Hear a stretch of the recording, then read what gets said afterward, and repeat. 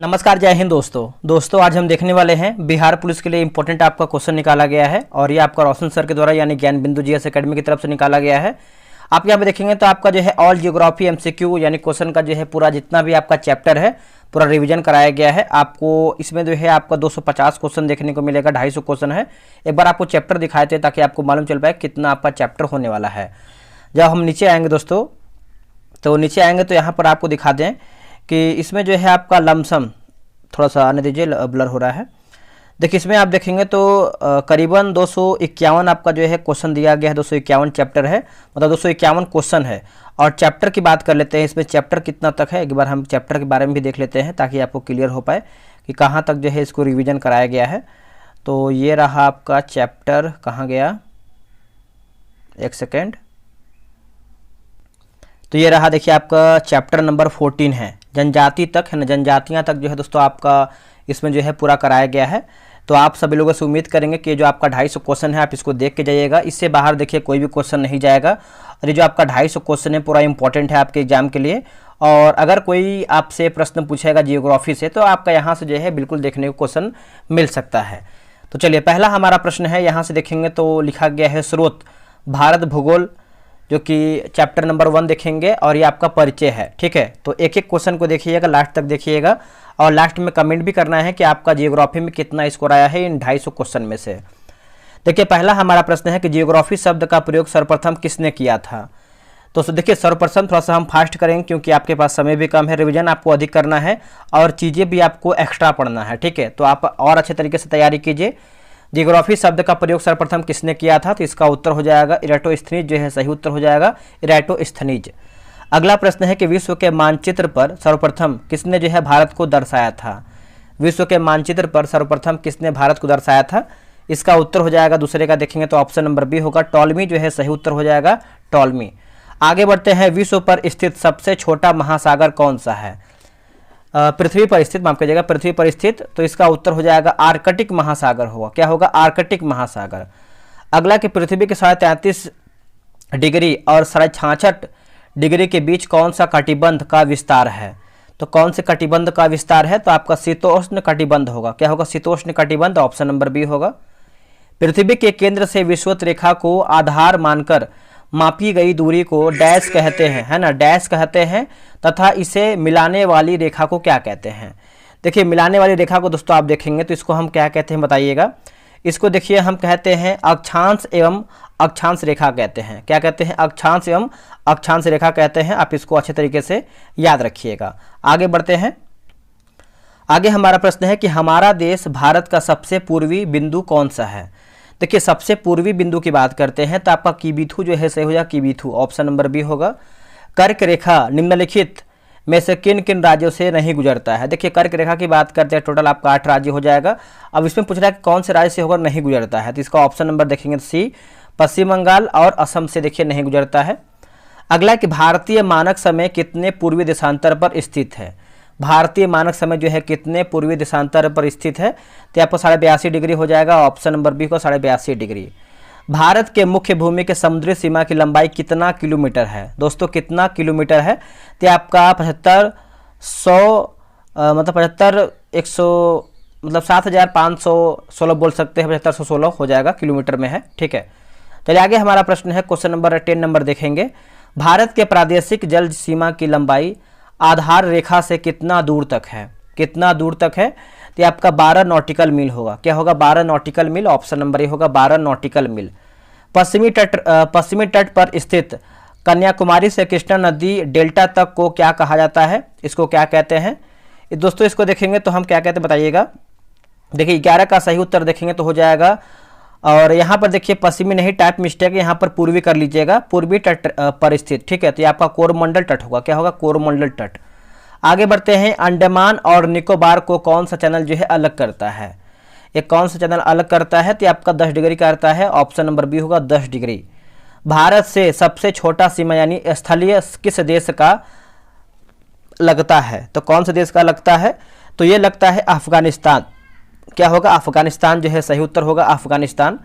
भारत के भौतिक भूभाग के कितने प्रतिशत क्षेत्र पर पठारी क्षेत्र का विस्तार है। दोस्तों पठारी क्षेत्र का विस्तार है, तो ये आपका 27.7% होगा, 27.7%।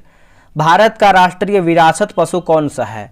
देखिए राष्ट्रीय विरासत पशु की बात करते हैं तो ये आपका हाथी हो जाएगा। क्या होगा? हाथी, ऑप्शन नंबर बी।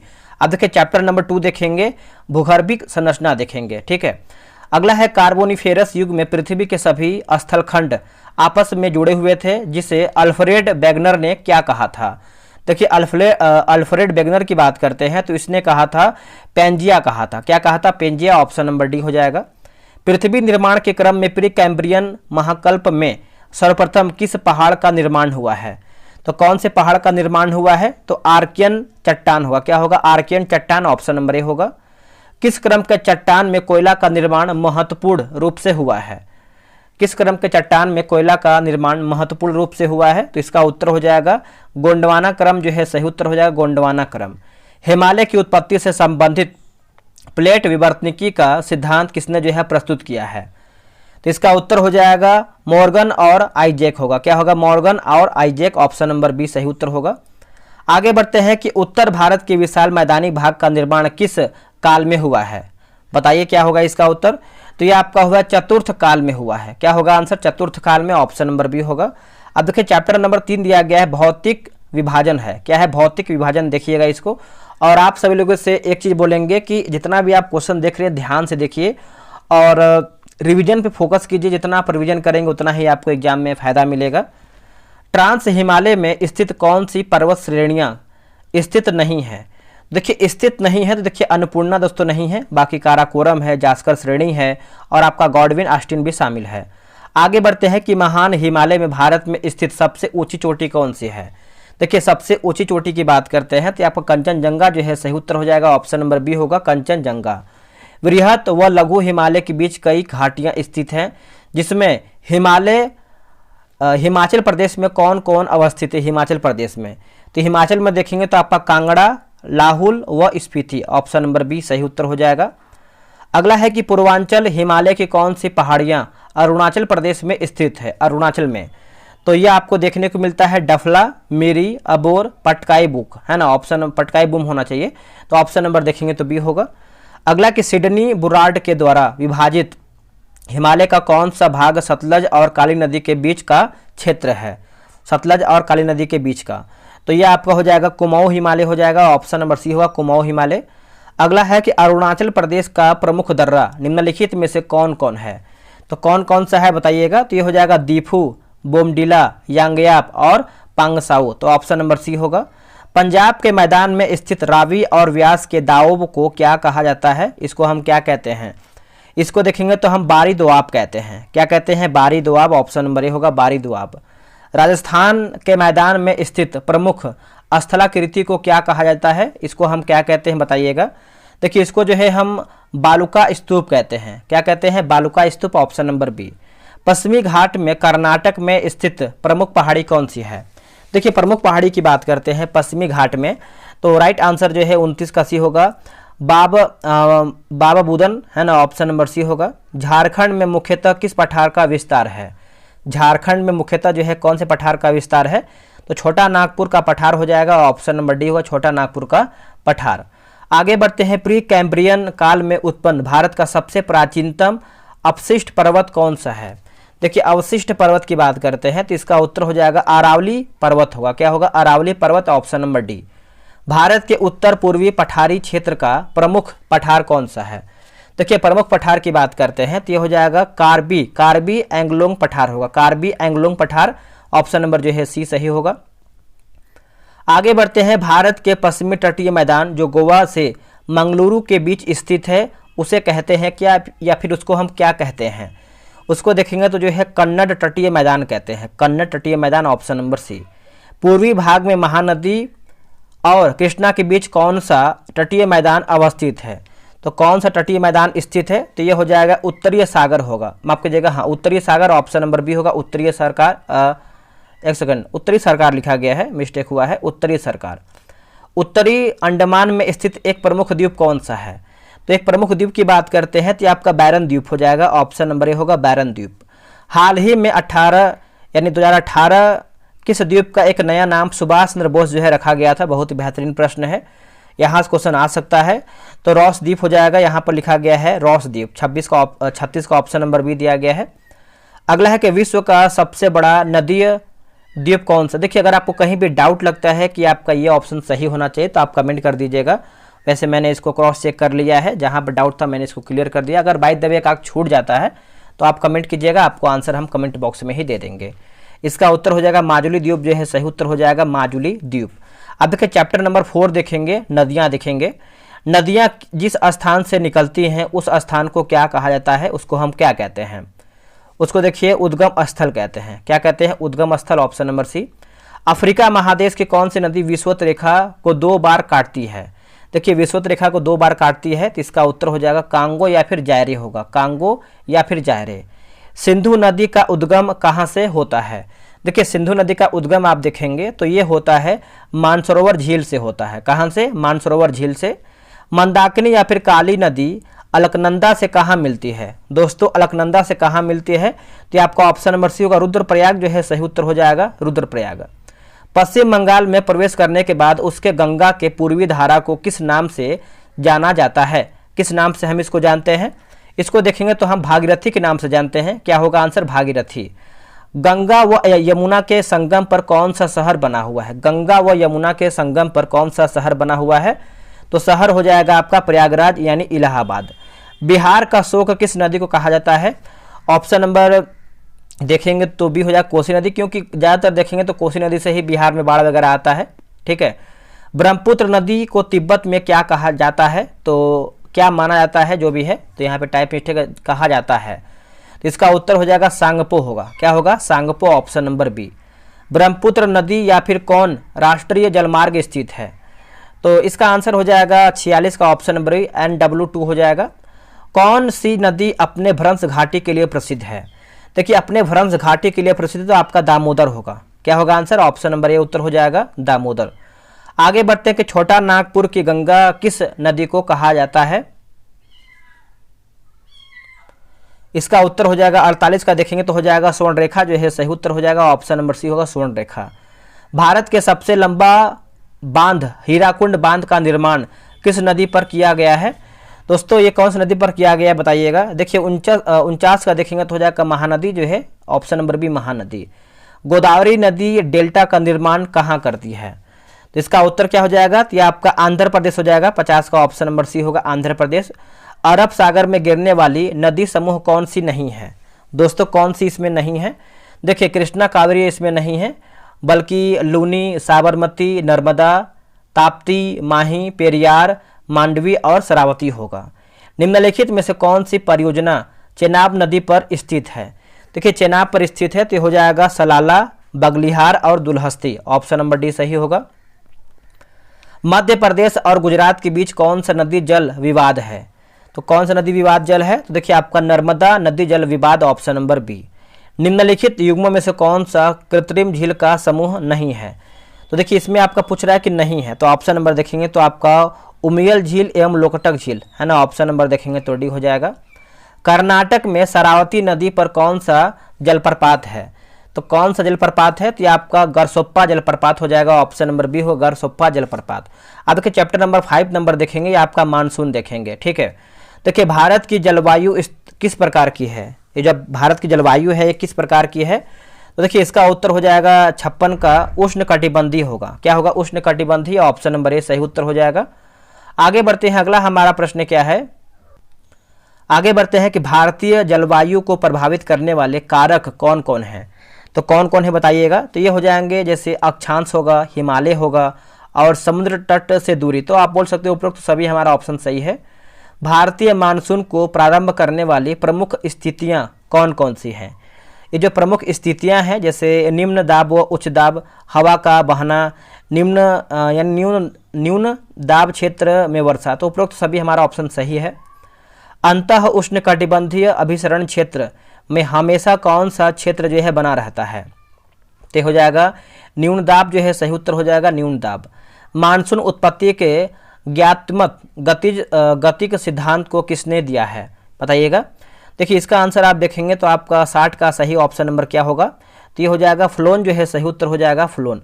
भारतीय क्षेत्र में प्री मानसून से होने वाला वर्षा को केरल में क्या कहा जाता है, इसको क्या कहते हैं बताइएगा।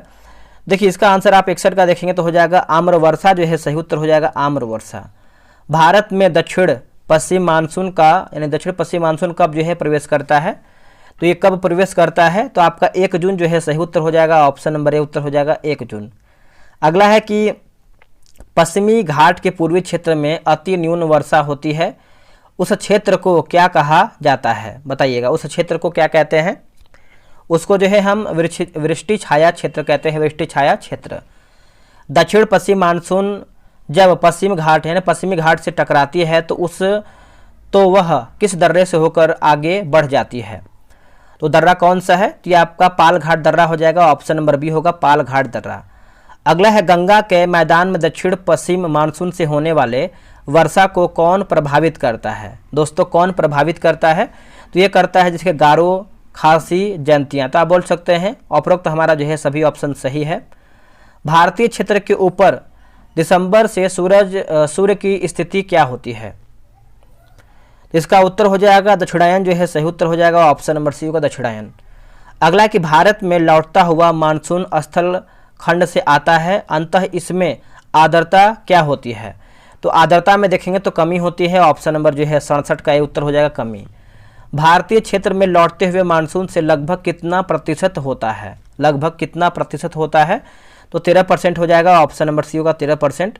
एल नीनो की उत्पत्ति कहाँ होती है, देखिए एल नीनो की उत्पत्ति की बात करते हैं दोस्तों, तो ये कहाँ से होती है बताइएगा। इसका आंसर आप देखेंगे 68 का, तो सही उत्तर जो है हो जाएगा अटलांटिक महासागर होगा, क्या होगा अटलांटिक महासागर। भारत के गंगा के मैदान में किस प्रकार की जलवायु पाई जाती है, तो इसका उत्तर हो जाएगा CWG होगा, CWG।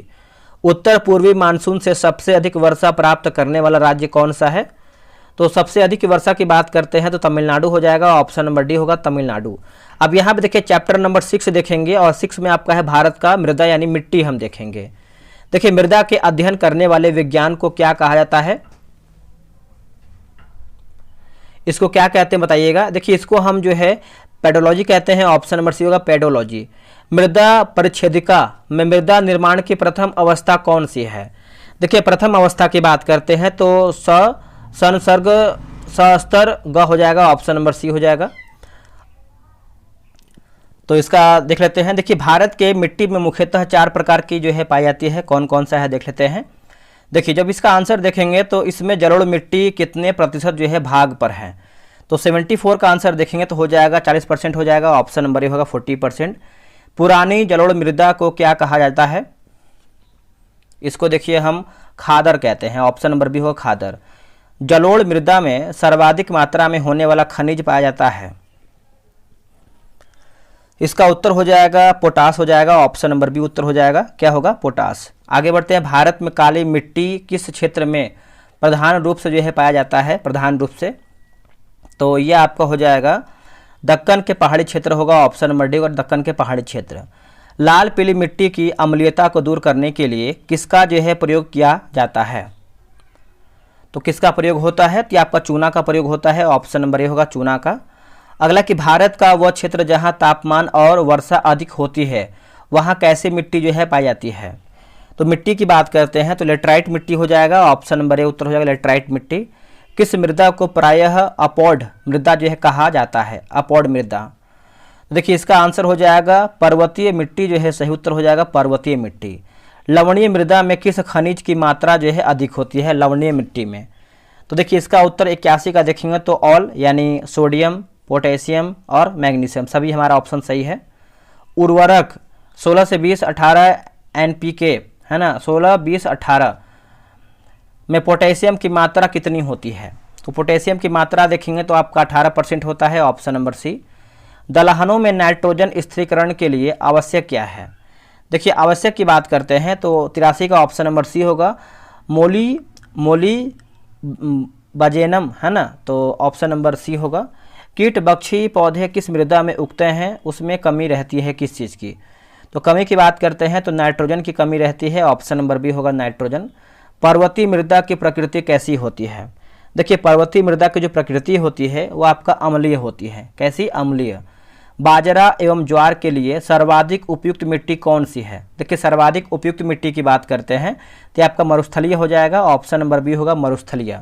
अब देखिए चैप्टर नंबर 7 नंबर देखेंगे, सिंचाई व्यवस्था देखेंगे। भारत में मध्यम सिंचाई परियोजना से कितना क्षेत्र की सिंचाई की जाती है? तो हेक्टेयर के मामले में पूछ रहा है, तो ऑप्शन नंबर बी 2000 से लेकर के 10,000 हेक्टेयर हो जाएगा, ऑप्शन नंबर बी होगा 2000 से लेकर के 10,000 हेक्टेयर। भारत की प्रथम राष्ट्रीय जल नीति की घोषणा जो है कब किया गया था? देखिए इसका आप घोषणा देखेंगे तो ये घोषणा जो है कब किया गया था, तो 1987 में किया गया था, ऑप्शन नंबर बी होगा 1987 में। अगला है कि ड्रिप सिंचाई की शुरुआत किस देश ने किया था? ड्रिप, तो ये किया था इजराइल ने किया था, आंसर आपका डी होगा इजराइल ने। अगला कि बाण सागर परियोजना से लाभान्वित होने वाला राज्य कौन सा है? तो ये राज्य आपको हो जाएगा जैसे बिहार होगा, मध्य प्रदेश होगा और आपका उत्तर प्रदेश भी होगा, तो ऑप्शन नंबर डी हो जाएगा, सभी हमारा ऑप्शन करेक्ट है। अगला कि सलमा बांध का निर्माण भारत ने करवाया, यह कहाँ पर स्थित है? सलमा बांध, देखिए ये जो आपका सलमा बांध है आपको देखने को मिलता है अफगानिस्तान में। कहाँ पे? अफगानिस्तान में। भारत में सर्वाधिक सिंचाई किस माध्यम से की जाती है? देखिए सर्वाधिक सिंचाई की बात करते हैं तो इसका उत्तर होगा नलकूप, जो है सही उत्तर हो जाएगा नलकूप। सरहिंद परियोजना किस राज्य में अवस्थित है? देखिए सरहिंद की बात करते हैं तो ये आपको पंजाब में देखने को मिलता है, क्या हो जाएगा answer? Punjab, option number D होगा पंजाब। इंदिरा गांधी नहर परियोजना की नींव कब रखी गई है? देखिए इंदिरा गांधी नहर परियोजना का जो नींव है दोस्तों कब रखा गया है? तो ये रखा गया है 30 मार्च 1958 होगा, 30 मार्च 1958। दीदी एवं बावली सिंचाई प्रणाली मुख्यतः संबंधित क्षेत्र कौन सा है? तो ये आपको हो जाएगा राजस्थान, जो है सही उत्तर हो जाएगा, ऑप्शन नंबर सी होगा राजस्थान। त्वरित सिंचाई लाभ कार्यक्रम की शुरुआत कब किया गया है? देखिए इसका आंसर आप देखेंगे 96 का, तो आपका 1996 से लेकर के 97 हो जाएगा, ऑप्शन नंबर जो है ए सही उत्तर होगा। टिहरी बांध के पीछे निर्मित क्षेत्र का नाम क्या रखा गया है? देखिए इसका आंसर आप 97 का देखेंगे तो ये नाम रखा गया है स्वामी रामतीर्थ सागर, स्वामी रामतीर्थ सागर, ऑप्शन नंबर ए। राष्ट्रीय जल ग्रिड की संकल्पना सबसे पहले किसके द्वारा जो है प्रदान किया गया, फिर प्रस्तुत किया गया है? देखिए इसका आंसर आप देखेंगे क्वेश्चन नंबर 98 का, तो राइट आंसर क्या हो जाएगा बताइएगा?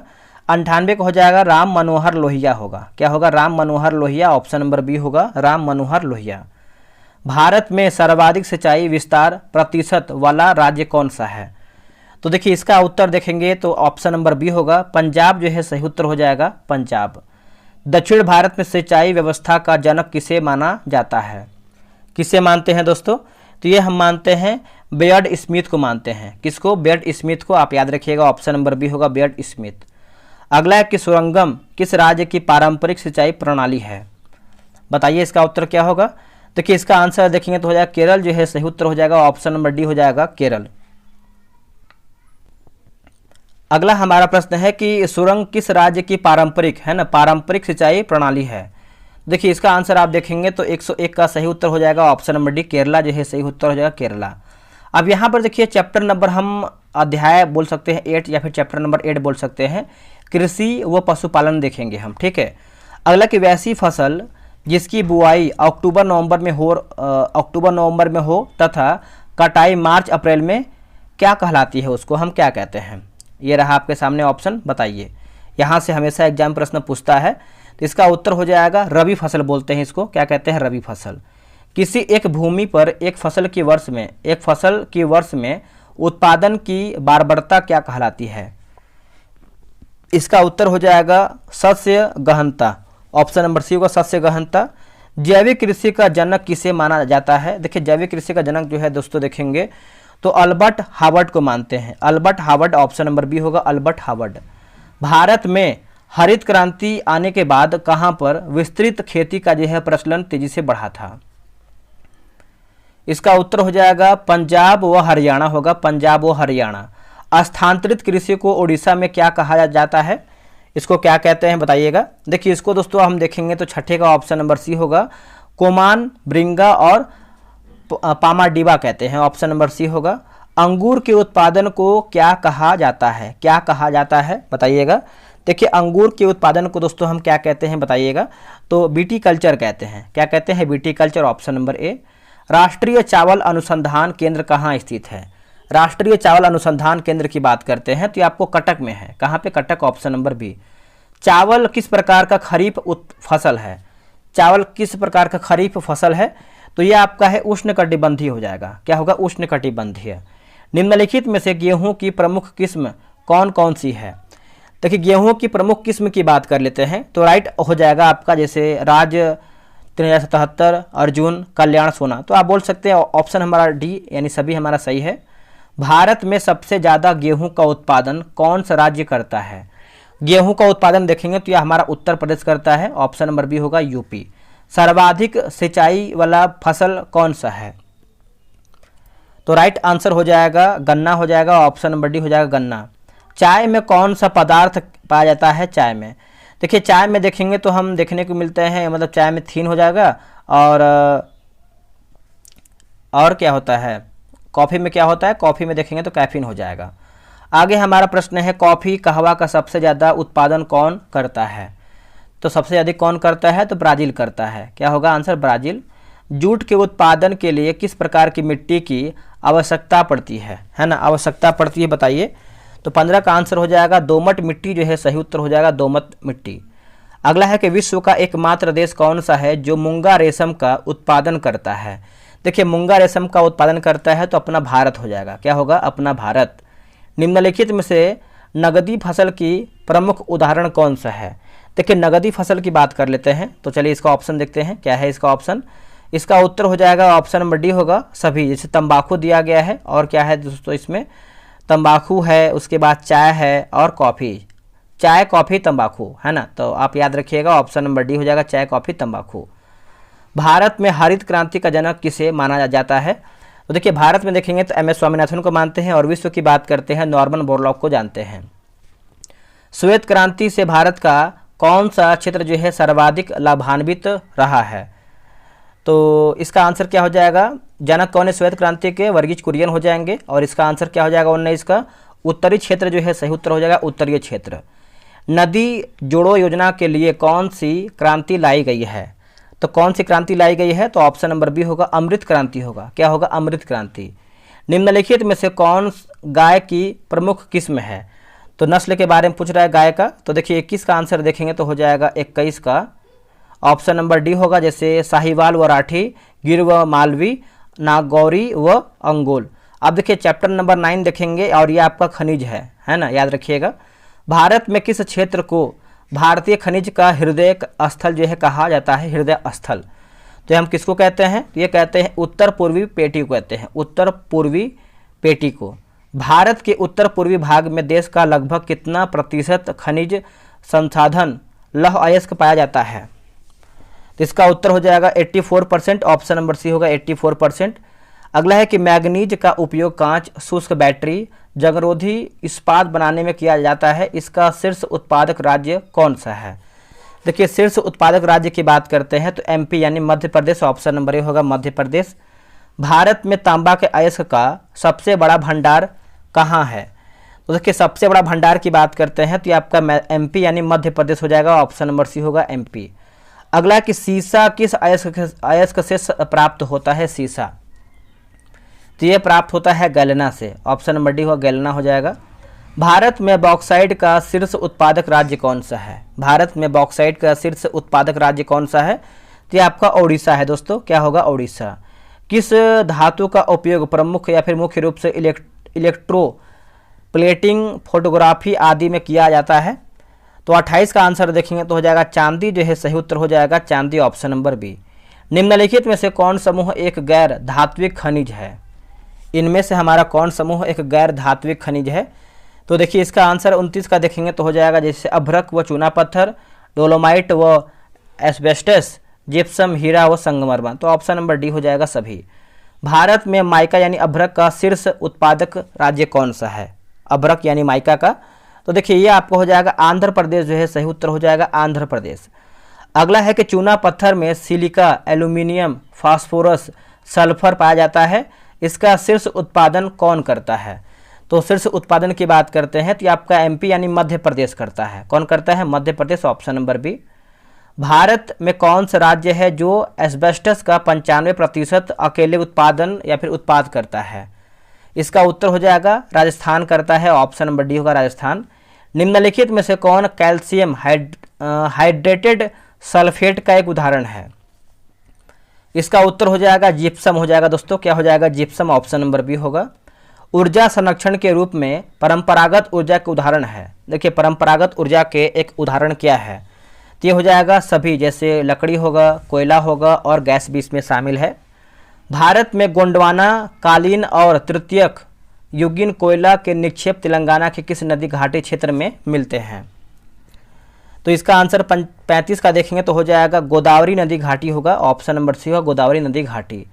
कोयला का सबसे उत्तम कोटि रूप किसे माना जाता है? तो किसे मानते हैं बताइएगा? तो ये हम मानते हैं एंथ्रेसाइट को मानते हैं, ऑप्शन नंबर ए होगा एंथ्रेसाइट। वर्ष 2020-21 की रिपोर्ट के अनुसार भारत में शीर्ष कोयला का उत्पादन कौन करता है? देखिए शीर्ष की बात करते हैं तो ये झारखंड करता है। कौन करता है दोस्तों? Jharkhand, option number B. कोयला पर आधारित एनटीपीसी का कौन सा संयंत्र बिहार में स्थित है? तो कौन सा स्थित बताइएगा? तो ये आपका कहलगांव, बाढ़ व बरौनी हो जाएगा, ऑप्शन नंबर सी। खनिज संसाधन पेट्रोलियम का मुख्य उत्पाद कौन कौन सा है? तो कौन कौन सा है? तो जैसे देखेंगे तो डीजल व पेट्रोल, विमान है ना, विमान ईंधन व कृत्रिम रबर, और पॉलीएस्टरीन व डिटर्जेंट। तो ऑप्शन नंबर देखेंगे तो डी हमारा यानी सभी ऑप्शन जो है राइट उत्तर हो जाएगा।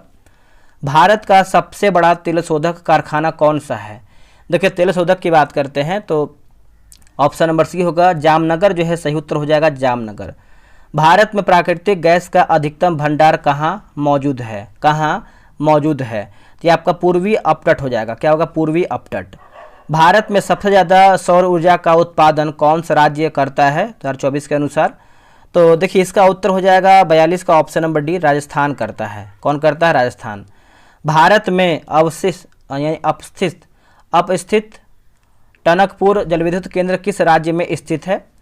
तो यह आपका है उत्तराखंड में है दोस्तों। कहाँ पे है? उत्तराखंड। आप इसको याद रखिएगा। भारत का सबसे बड़ा परमाणु ऊर्जा से विद्युत उत्पादन केंद्र कौन सा है? तो देखिए इसका उत्तर हो जाएगा कलपक्कम जो है सही उत्तर हो जाएगा, कलपक्कम। किस परमाणविक खनिज को सुरमा कहा जाता है? तो देखिए इसका उत्तर हो जाएगा एंटीमनी जो है सही हो जाएगा, एंटीमनी। आप याद रखिएगा इसको। अगला हमारा कि भारत का खनिज अन्वेषण निगम लिमिटेड कहाँ स्थित है? ये कहाँ पर स्थित है बताइएगा? देखिए यह आपको देखने को मिलता है नागपुर में है, ऑप्शन नंबर डी होगा नागपुर में। अब देखेंगे उद्योग, ये आपका चैप्टर नंबर 10 होने वाला है। देखिए भारत में पहला सूती वस्त्र का कारखाना कहाँ खोला गया था? तो ये खोला गया था आपका मुंबई में खोला गया था, ऑप्शन नंबर ए हो जाएगा मुंबई में। भारत के आज़ादी के बाद दूसरी औद्योगिक नीति कब लाया गया? तो ये लाया गया था 1956 में लाया गया था, ऑप्शन नंबर बी होगा 1956 में। किस उद्योग को आधारभूत उद्योग जो है कहा जाता है? आधारभूत उद्योग कहते हैं। तो ये कहते हैं लोहे एवं इस्पात उद्योग को कहते हैं आधारभूत उद्योग। भिलाई लौह एवं इस्पात संयंत्र HSL की स्थापना किसके सहयोग से किया गया था? दोस्तों ये किया गया था रूस के सहयोग से। क्या होगा? रूस से, यानी ऑप्शन नंबर बी। अगला है कि कलिंग नगर टाटा का इस्पात संयंत्र है, यह कहाँ बनाया जा रहा है? ये कहाँ बनाया जा रहा है बताइएगा? तो ये हो जाएगा ओडिशा हो जाएगा, ऑप्शन नंबर सी होगा ओडिशा। मद्रास एल्यूमिनियम कंपनी माल्को किसके सहयोग से बनाया गया है? ये जो आपका माल्को है इटली के सहयोग से बनाया गया है, ऑप्शन नंबर ए उत्तर हो जाएगा इटली। भारत में डीजल एवं विद्युत इंजन का निर्माण कहाँ किया जा रहा है? इसका उत्तर हो जाएगा वाराणसी में। क्या होगा आंसर? वाराणसी, ऑप्शन नंबर ए। भारत में पहला उर्सल संयंत्र 1906 में कहाँ स्थापित किया गया है? उर्सल संयंत्र 1906 में।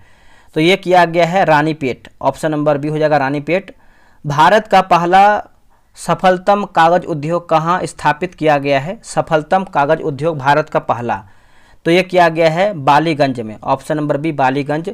कृषि के बाद भारत में दूसरा सर्वाधिक रोजगार देने वाला क्षेत्र कौन सा है? सर्वाधिक रोजगार देने वाला क्षेत्र कृषि के बाद, तो देखिए यह आपका हो जाएगा सूती वस्त्र उद्योग होगा। क्या होगा? सूती वस्त्र उद्योग। दक्षिण भारत का मैनचेस्टर किसे कहा जाता है? किसे कहते हैं? तो कोयम्बटूर को कहते हैं, ऑप्शन नंबर बी उत्तर हो जाएगा कोयम्बटूर। भारत में चीनी का सर्वाधिक उत्पादक राज्य कौन सा है? देखिए सर्वाधिक उत्पादक की बात कर लेते हैं तो इसका उत्तर होगा उत्तर प्रदेश हो जाएगा, ऑप्शन नंबर सी होगा उत्तर प्रदेश। भारत के प्रमुख चर्म शोधनशालाएं निम्नलिखित में से कौन है? निम्नलिखित में से कौन है? देखिए इसका आंसर आप देखेंगे क्वेश्चन नंबर 159 का है ना, तो इसका आंसर क्या आ जाएगा बताइएगा। देखिए इसका आंसर आप देखेंगे तो राइट आंसर क्या हो जाएगा बताइएगा दोस्तों। क्वेश्चन नंबर 159 का उत्तर हो जाएगा ऑप्शन नंबर डी होगा, सभी हो जाएगा। सभी में देखेंगे तो आपका दिया गया है कानपुर है, आगरा है, अब यहाँ पे देखिए टाइप मिस्टेक लग रहा है, तो ऑप्शन नंबर देखेंगे तो आपका डी हो जाएगा सभी। अगला कि भारत में औद्योगिक क्षेत्र में उदारीकरण, निजीकरण एवं वैश्वीकरण की नीति की घोषणा कब की गई है? तो दोस्तों इसका आंसर हो जाएगा ऑप्शन नंबर बी हो जाएगा 24 जुलाई 1991 होगा, 24 जुलाई 1991। भारत में प्रथम दिया सलाई उद्योग की स्थापना कहाँ की गई है? तो कहाँ की गई? तो ये आपका अहमदाबाद में हो जाएगा, ऑप्शन नंबर ए उत्तर हो जाएगा अहमदाबाद। अब यहाँ पर चैप्टर नंबर 11 नंबर है, ये आपका परिवहन से देखेंगे, ठीक है। भारतीय राष्ट्रीय राजमार्ग परिवहन NHAI की स्थापना कब हुई है? देखिए NHAI की स्थापना की बात करते हैं तो 1995 में हुआ है, ऑप्शन नंबर डी होगा 1995 में। स्वर्णिम चतुर्भुज के तहत चेन्नई से कोलकाता की लंबाई कितनी है? देखिए चेन्नई से कोलकाता की लंबाई की बात करते हैं तो ये आपका 1684 किलोमीटर हो जाएगा, ऑप्शन नंबर बी होगा 1684 किलोमीटर। भारत का सबसे बड़ा NH कौन है? देखिए भारत का सबसे बड़ा NH की बात करते हैं तो आपका NH44 होगा, क्या होगा? NH44, ऑप्शन नंबर 65 का देखेंगे तो बी सही उत्तर होगा। NH माफ कीजिएगा 64 नंबर है तो आपका बी होगा, NH44 होगा। भारत में सड़क घनत्व सर्वाधिक किस राज्य में है? सड़क घनत्व की बात करते हैं सर्वाधिक आपको जो है केरला में देखने को मिलता है, क्या हो जाएगा आंसर? ऑप्शन नंबर बी होगा केरल में। जम्मू कश्मीर के पर्वतीय इलाके में किस प्रोजेक्ट के तहत सड़कों का निर्माण किया जा रहा है? दोस्तों सड़कों का जो है निर्माण किया जा रहा है, इसका आंसर क्या हो जाएगा? देखिए इसका आंसर आप 66 का आंसर देखेंगे तो प्रोजेक्ट हीरक जो है सही उत्तर हो जाएगा, प्रोजेक्ट हीरक। आगे बढ़ते हैं। भारतीय रेलवे के किस रेल मंडल यानी जोन का मुख्यालय सिकंदराबाद में है? बताइएगा, सिकंदराबाद में है तो राइट आंसर 67 का देखेंगे तो हो जाएगा दक्षिण मध्य रेलवे होगा, क्या होगा? दक्षिण मध्य रेलवे, ऑप्शन नंबर ए होगा। कोंकण रेलवे का विस्तार सबसे ज़्यादा जो है किस राज्य में है? तो सबसे अधिक की बात करते हैं तो आपको महाराष्ट्र में देखने को मिलता है, Maharashtra, option number B. Delhi metro का परिचालन कब शुरू किया गया है? दिल्ली मेट्रो का जो परिचालन है दोस्तों कब शुरू किया गया है? तो ये शुरू किया गया है 2002 में शुरू किया गया है, 2002 में। आगे बढ़ते हैं। दार्जिलिंग माउंटेन रेलवे को यूनेस्को में कब जो है शामिल किया है? दोस्तों कब शामिल किया है? तो 1999 जो है सही उत्तर हो जाएगा, 1999। डॉक्टर भीमराव अंबेडकर की स्मृति में कौन सा एक्सप्रेस जो है चलाया गया है? कौन सा एक्सप्रेस जो है दोस्तों चलाया गया है? तो हो जाएगा समानता एक्सप्रेस होगा, क्या होगा? समानता एक्सप्रेस, ऑप्शन नंबर सी हो जाएगा। मांडवी और जुआरी नदी के किनारे स्थित कौन सा प्राकृतिक बंदरगाह स्थित है? कौन सा प्राकृतिक बंदरगाह स्थित है? तो मार्मुगांव बंदरगाह होगा, क्या होगा? मार्मुगांव बंदरगाह, ऑप्शन नंबर बी। केरल के कोल्लम कोट्टापुरम के बीच कौन सा राष्ट्रीय जलमार्ग स्थित है? कौन सा राष्ट्रीय जलमार्ग स्थित है? बताइए इसका आंसर क्या होगा? देखिए 73 का आंसर देखेंगे तो हो जाएगा NW3 होगा, क्या होगा आंसर? 73 का ऑप्शन नंबर सी होगा, NW3। अगला है किस बंदरगाह को रसायन बंदरगाह जो है कहा जाता है? रसायन बंदरगाह किसको कहते हैं? तो ये कहते हैं दाहेज को कहते हैं, किसको? दाहेज को। भारत में स्थापित पहली पाइपलाइन नाहरकटिका से नुनमती के बीच कब जो है चलाया गया है? नाहरकटिका से नुनमती जो है कब चलाया गया है? तो इसका उत्तर हो जाएगा 1962 जो है सही उत्तर हो जाएगा, ऑप्शन नंबर बी होगा 1962। अगला है कि प्रधानमंत्री ग्राम सड़क योजना की शुरुआत कब की गई है? प्रधानमंत्री ग्राम सड़क योजना की बात करते हैं तो इसका आंसर क्या होगा? देखिए इसका आंसर आप 76 का देखेंगे तो हो जाएगा 25 दिसंबर 2000 हो जाएगा, 25 दिसंबर 2000। आप देखेंगे चैप्टर नंबर 12 प्राकृतिक वनस्पति देखेंगे। प्राकृतिक वनस्पति उष्ण कटिबंधीय वन के वैसे क्षेत्र जहां अपेक्षाकृत कम वर्षा होती है उसे कहते हैं क्या? फिर उसे क्या कहा जाता है? उसको देखेंगे तो जो है अर्ध पर्णपाती वन कहते हैं, क्या कहते हैं? अर्ध पर्णपाती वन, ऑप्शन नंबर ए होगा। अगला है कि आर्द्र पर्णपाती वन में कौन से प्रमुख वृक्ष उगते हैं? कौन से प्रमुख वृक्ष जो है उगते हैं? तो राइट आंसर हो जाएगा सभी, जैसे चंदन, सागवान और महुआ, तो ऑप्शन नंबर डी होगा। ऊंचाई बढ़ने के साथ साथ हिमालय पर्वत श्रृंखला में किस प्रकार की वनस्पति जो है मिलती है? किस प्रकार की वनस्पति मिलती है? तो हो जाएगा टुड्रा जो है सही उत्तर हो जाएगा, ऑप्शन नंबर ए होगा टुड्रा। चीड़ के वृक्ष से क्या प्राप्त होता है जिससे तारपीन का तेल जो है बनाया जाता है, तारपीन का तेल। तो देखिए इसका आंसर देखेंगे तो हो जाएगा लीसा जो है सही उत्तर हो जाएगा, ऑप्शन नंबर बी उत्तर हो जाएगा लीसा, आप इसको नोट कीजिएगा। हिमालय श्रेणी के 3000 से लेकर के 4000 मीटर की ऊंचाई पर कौन से वृक्ष जो है मुख्यतः मिलते हैं, कौन से वृक्ष जो है मुख्यतः मिलते हैं? तो ये आपका वृक्ष हो जाएगा, जैसे आपका सिल्वर फर होगा, जूनिफर होगा और आपका पाइन। तो आप बोल सकते हैं सभी हमारा ऑप्शन सही है। अगला एक नीलगिरी, अनामलाई और पालनी पहाड़ी पर पाए जाने वाले शीतोष्ण कटिबंधीय वनों को क्या कहा जाता है, हम इसको क्या कहते हैं? दोस्तों इसको आप देखेंगे तो 82 का ऑप्शन नंबर ए होगा, सोलास कहते हैं। क्या कहते हैं? सोला, जो कि यहाँ पर सवाल जो भी टाइप मिस्टेक लग रहा है। अगला है कि उच्च जैव विविधता वाले वेलांचली वन को और किस नाम यानी और किस अन्य नाम से जो है जाना जाता है? इसको आप देखेंगे तो जैसे आपका मैंग्रोव वन, ज्वारीय वन और अनुपवन, तो बोल सकते हैं सभी हमारा ऑप्शन सही है। आर्द्रभूमि संरक्षण सम्मेलन, रामसर सम्मेलन का आयोजन जो है ईरान में कब किया गया है? तो ईरान में देखेंगे तो 1971 में किया गया है, ऑप्शन नंबर बी होगा 1971। भारत का पहला रामसर स्थल कौन सा है? देखिए भारत का पहला रामसर स्थल की बात करते हैं चिल्का झील, जो कि उड़ीसा में देखने को मिलता है। चिल्का झील कहाँ पे है? उड़ीसा में है। भारत में वन्यजीव संरक्षण अधिनियम कब लाया गया है? दोस्तों ये आपका कब लाया गया है बताइएगा। तो देखिए ये आपका लाया गया है 1972 में लाया गया है, ऑप्शन नंबर बी होगा 1972 में। यूनेस्को ने अपने 1989 में किस जैव मंडल आरक्षित क्षेत्र को BR नेटवर्क में जो है शामिल किया गया? BR नेटवर्क में। चलिए बताइए इसका आंसर क्या होगा। देखिए इसका आंसर देखेंगे तो हो जाएगा मानस हो जाएगा, यह आपका असम में है। ठीक है। जैवमंडल आरक्षित क्षेत्र सिमलीपाल कहाँ अवस्थित है?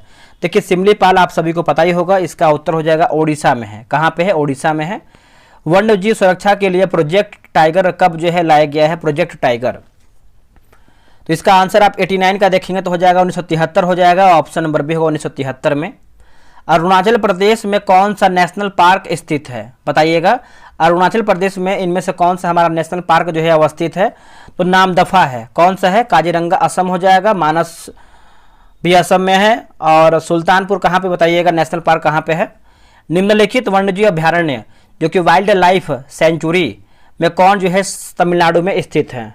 दोस्तों कौन जो है तमिलनाडु में स्थित है? तो ये आपका है अनामलाई जो है सही उत्तर हो जाएगा, ऑप्शन नंबर बी होगा अनामलाई। भारतीय वन सर्वेक्षण केंद्र कहाँ स्थित है? भारतीय वन सर्वेक्षण केंद्र जो है ये आपको देहरादून में देखने को मिलता है। कहाँ पे? देहरादून, ऑप्शन नंबर डी होगा देहरादून। आगे बढ़ते हैं, छत्तीसगढ़ में स्थित बाघ आरक्षित क्षेत्र कहाँ, यानी जो आपका क्षेत्र है कौन सा है? तो ये आपका क्षेत्र है गुरु घासीदास टाइगर रिजर्व होगा, गुरु घासीदास टाइगर रिजर्व। कत्था बनाने के लिए किस वृक्ष की लकड़ी का जो है प्रयोग किया जाता है कत्था के लिए? तो ये हो जाएगा खैर हो जाएगा, ऑप्शन नंबर देखेंगे तो डी उत्तर हो जाएगा खैर। निम्नलिखित में से किसको जंगल की आग जो है कहा जाता है? देखिए जंगल की आग किसको कहते हैं? तो ये कहते हैं पलाश को कहते हैं। किसको? पलाश को। भारत के क्षेत्र में मुंगा चट्टान कहाँ स्थित है? देखिए मुंगा चट्टान की बात करते हैं तो ये आपको हो जाएगा जैसे लक्षद्वीप में है, कच्छ की खाड़ी में है और मन्नार की खाड़ी में भी है। तो आप बोल सकते हैं ऑप्शन नंबर डी, सभी ऑप्शन करेक्ट है। जनगणना 2011 का देखेंगे, चैप्टर नंबर 13 नंबर देखेंगे। सर्वप्रथम दशकीय जनगणना की शुरुआत अमेरिका में कब से शुरू हुई है? देखिए अमेरिका में देखेंगे तो आपका 1790 से शुरू हुआ है, ऑप्शन नंबर बी को 1790। भारतीय जनगणना में किस जनगणना को महान विभाजक की संख्या जो है दी गई है? महान विभाजक की संख्या। तो दोस्तों इसका उत्तर हो जाएगा 2021 हो जाएगा, ऑप्शन नंबर बी होगा 2021।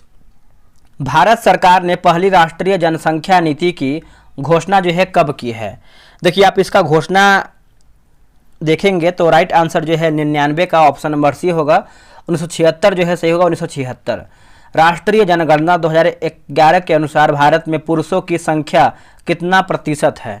देखिए पुरुषों की संख्या देखेंगे तो आपका 51.47% हो जाएगा, ऑप्शन नंबर बी। राष्ट्रीय जनगणना 2011 के अनुसार भारत में किस राज्य की जनसंख्या सर्वाधिक है? चलिए बताइए इसका उत्तर क्या होगा। इसका उत्तर हो जाएगा उत्तर प्रदेश हो जाएगा, ऑप्शन नंबर ए उत्तर प्रदेश। राष्ट्रीय जनगणना 2011 के अनुसार भारत का जनघनत्व कितना है?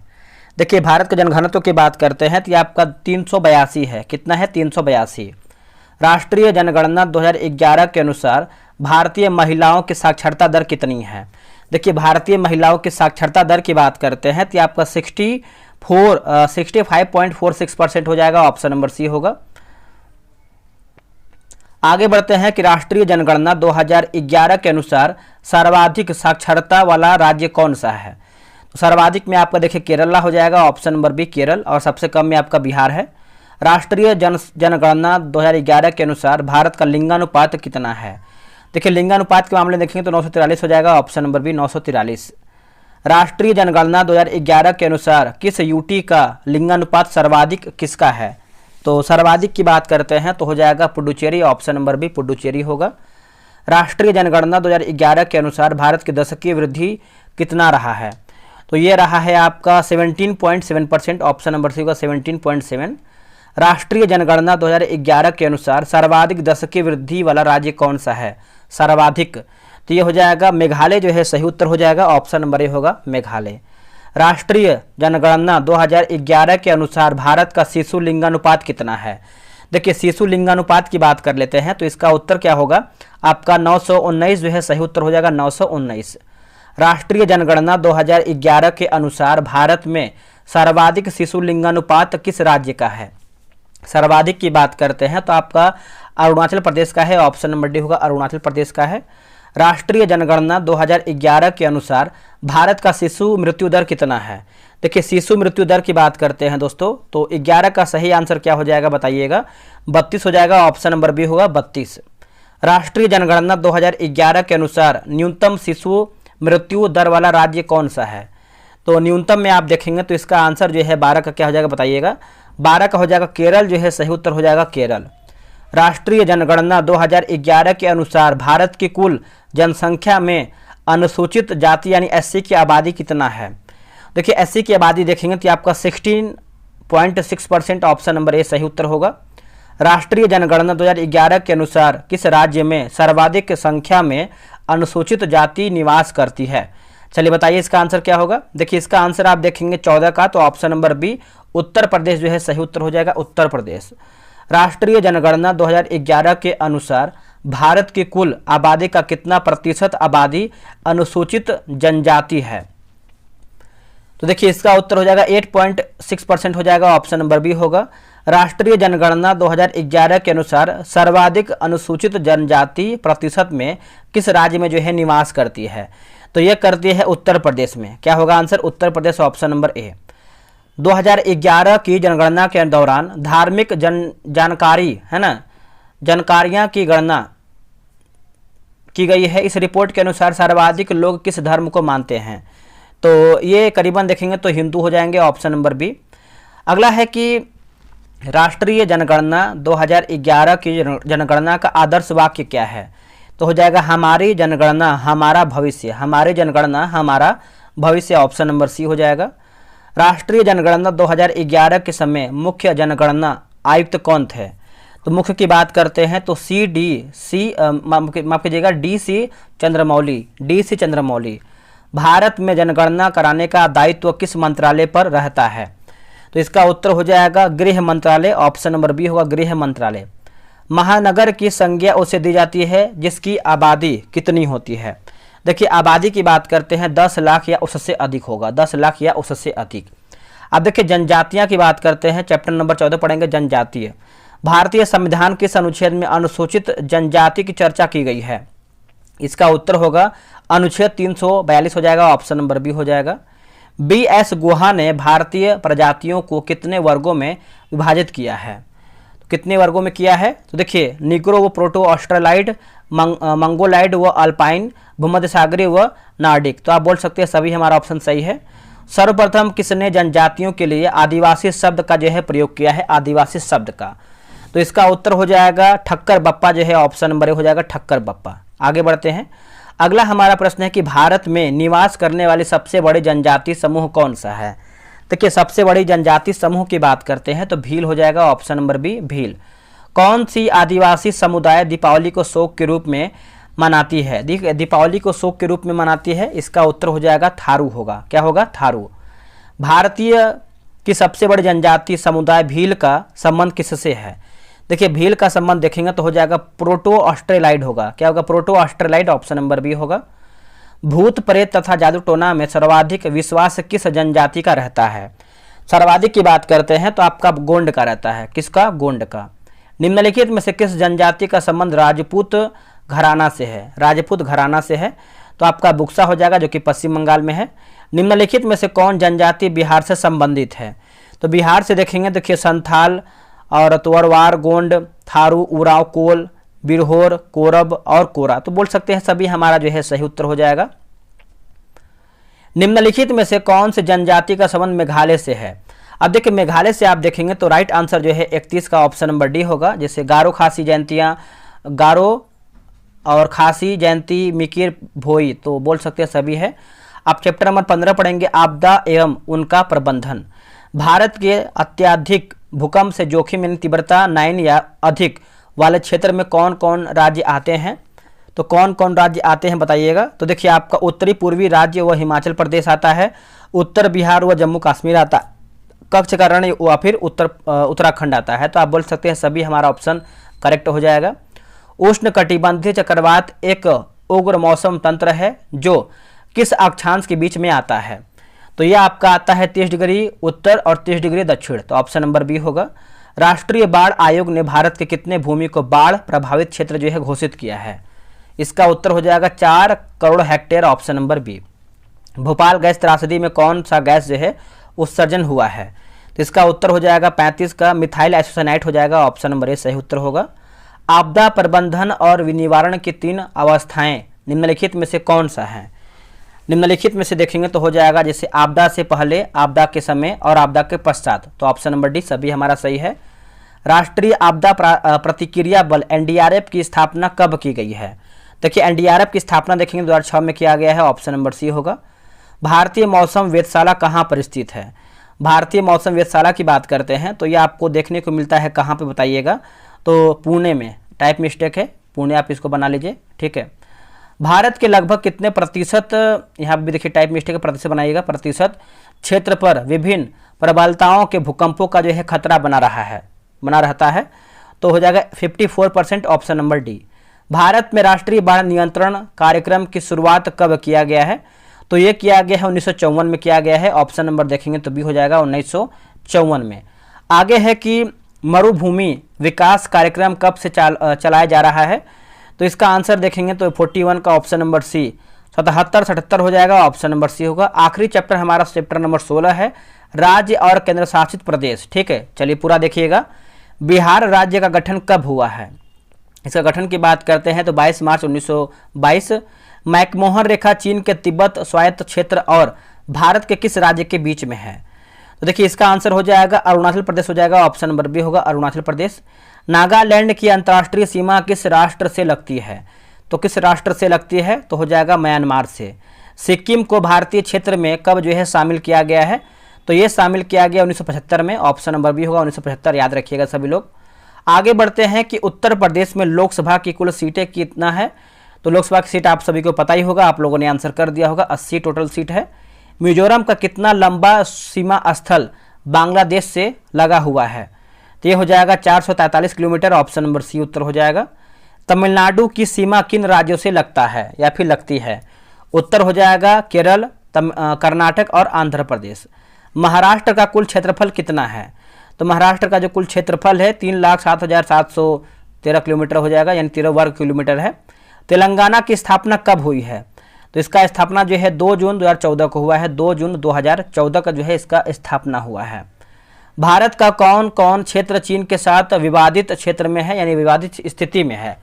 गलवान घाटी, तवांग और अक्साई चीन। तो बोल सकते हैं ऑप्शन नंबर डी सभी हो जाएगा। देखिए दोस्तों 251 आप बोल सकते हैं हमारा जो है क्वेश्चन था, और इसको आप जियोग्राफी बोल सकते हैं, पूरा आपका निचोड़ है, यहाँ से क्वेश्चन आएगा तो यहाँ से बन जाएगा। तो आप इसको कम से कम 2 से 3 बार देखिएगा। आप इस यूट्यूब में सेटिंग होता है, आप इसको सेटिंग कर लेंगे स्पीड करने का, तो आप बहुत और भी कम समय में जो है इसको कर पाएंगे। तो जितना कम समय आप व्यतीत करेंगे वीडियो में, उतना ही आप और समय किताब पे व्यतीत कर पाएंगे। चलिए मिलते हैं एक नए वीडियो में, आज के लिए इतना ही। जय हिंद।